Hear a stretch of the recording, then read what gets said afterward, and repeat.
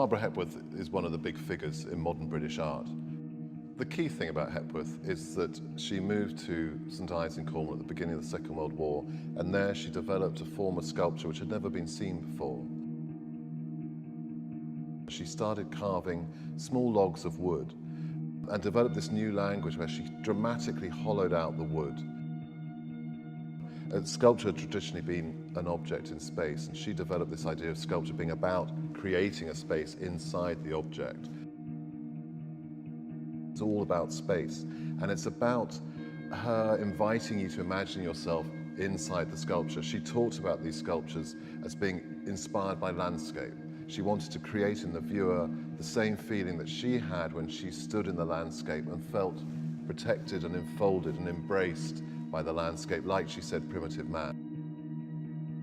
She was known for the richness of her materials, and you can see how wood becomes her real passion. It's wood that she's most associated with, I think, and certainly that she's most adept at. You see these wonderful vertical figures that, that she carves from these trees. The first sculptures she made, this new idea, the hollowed out form, were in small logs of wood that she could get round about, plane tree, elm, whatever.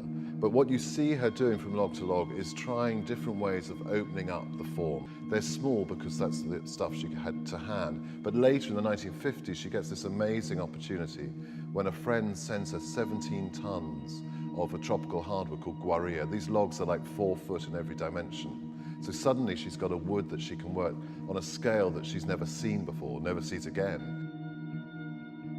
She was almost literally tunneling through the logs to create this inner space that, again, she paints to emphasize the fall of light, but in these she leaves the chisel marks and then paints and then rubs them so you see the ridges of the chisel. So there's a new kind of aged feeling about these textured surfaces, but a much more complex series of movements as spirals spin through, taking your eye from one end to the other.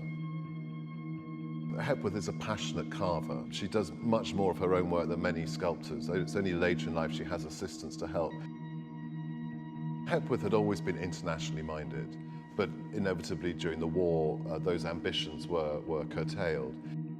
In the 1950s, she becomes a big international artist and realizes that her carvings are too rare and too fragile to travel the world. And that's one of the reasons why in the later 1950s she starts working in bronze, because she can make more work and it's more robust.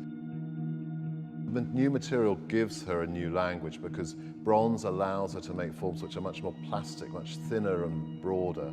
So you see her making these more gestural shapes, and they very much come out of her experience of nature.